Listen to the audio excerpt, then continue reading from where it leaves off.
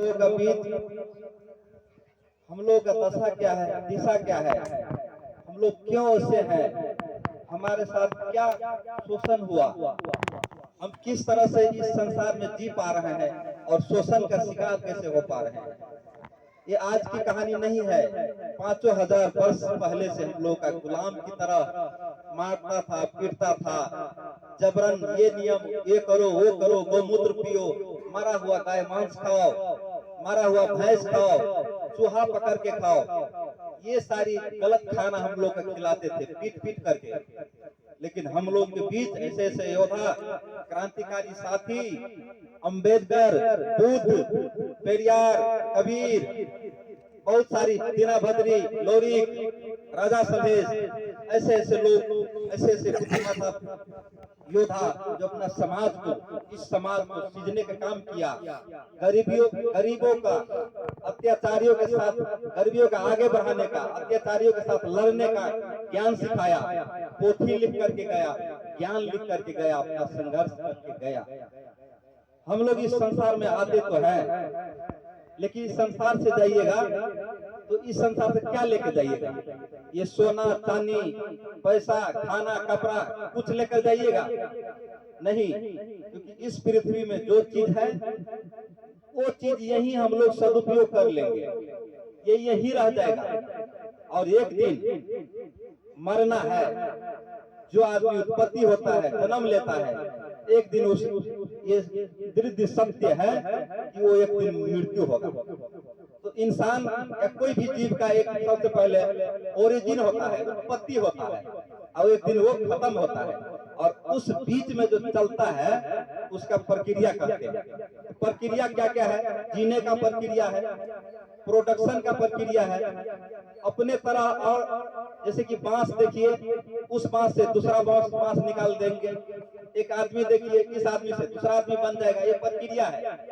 लेकिन मानव के जीने के लिए घास, बांस और कपास, तीन चीज का आवश्यकता है। तो कुछ लोग इस पृथ्वी पर जो थे वो हम लोग का छिटकिली में फंसा करके जबरदस्ती अच्छे अच्छे फल, अच्छे अच्छे अनाज, अच्छे स्रोत साधन को अपना में कब्जा कर लेते थे। हमारे पुरखा, हमारे बाल बच्चे अगर पढ़ने के लिए चाहते थे तो उसको जीवा काट लेता था। हमारे बच्चे स्कूल जाते थे तो उसको टांग काट लेता था।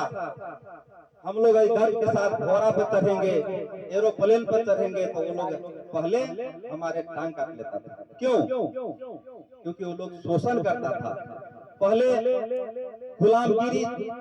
गुलामगिरी प्रथा था। जो गोरा है, मोटा है, बड़ा है, बड़ा बड़ा लंबा लंबा ठीक है, वो काला का, कमजोर का, जो पढ़े लिखे नहीं देते थे, उसको बच्चा को गुलामी कराता था, जबरन शोषण करता था। अगर नहीं किया तो उसको काट देता था, जीवा तक भी काट देता था। आंख में सुल्फा भोग देते थे।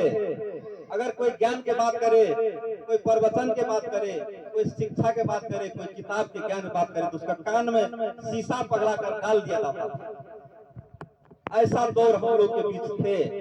लेकिन अभी हमारे जो वीर पुरुष ने सभी के लिए जो लड़ाई लड़ा, ये वीर हमारे अंबेडकर साहब, इससे पहले हमारे महात्मा बुद्ध, उन्होंने मानव के लिए ऐसा नियम बनाया, ऐसा शोध किया, गांव गांव में घूर के इस तरह से ज्ञान का वो एक फूल फैलाया पूरा विश्व में। ये भारत विश्व गुरु के रूप में, विश्व गुरु मतलब विश्व के ज्ञान देने वाले के रूप में हमारे देश थे। लेकिन आज हम रोटी के लिए मर रहे हैं, कपड़ा के लिए मर रहे हैं, पढ़ाई के लिए मर रहे हैं। आज उसका बच्चा एरोप्लेन उड़ाता है, उसका बच्चा टेक्निकल चीज बनाता है, हमारे बच्चा चूहा तक भी नहीं मिलता। क्यों? क्योंकि हम लोग के साथ शोषण है।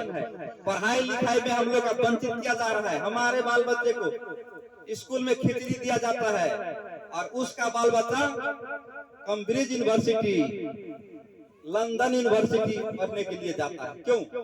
ये मानव भेद, जबकि बाबा साहब का संविधान में लिख दिए हैं कि सब मानव का शिक्षा बराबर, सबका खाना बराबर, सबका रहन सहन बराबर। जब ये प्रकृति जो है सभी को सांस के लिए हवा सभी के लिए बराबर है, सभी के लिए पानी छोड़ा है प्रकृति, सभी के लिए अन्न उपजाने के लिए दिया है कि सब चीज बराबर करेंगे, पढ़ाई लिखाई में क्यों भेदभाव कर रहा है? तो जो लोग भेदभाव कर रहा है किया वो लोग स्वार्थी थे। स्वार्थी का मतलब मेरा ही बेटा इंजीनियर बनेगा, मेरा ही बेटा आईपीएस बनेगा, मेरा ही बेटा नेता बनेगा, मेरा ही बेटा 10 को पकड़ करके पीटेगा, मेरा ही बेटा बॉस बनेगा, मेरा ही बेटा शासक बनेगा। ये उन लोगों का मानसिकता है। लेकिन ऐसा हमारे कानून में, ऐसा हमारे संविधान में नहीं है। हमारे संविधान में है कि एक मुसहर के बच्चा हो चाहे जोंगी झुपड़ी का बच्चा हो, वो ये बड़ा राष्ट्रपति बन सकता है, वो देश के चला सकता है। लेकिन हम लोग क्या सोचते हैं कि पढ़ाई लिखाई मेरा भाग में नहीं है, पढ़ाई हमारा राष्ट्रपति बनने का भाग में नहीं है। नहीं, हम आप राष्ट्रपति बना सकते हैं, हम आप एमएलए एमपी बना सकते हैं, हम आप स्वयं अपना बच्चा को आईपीएस बना सकते हैं, प्रोफेसर इंजीनियर।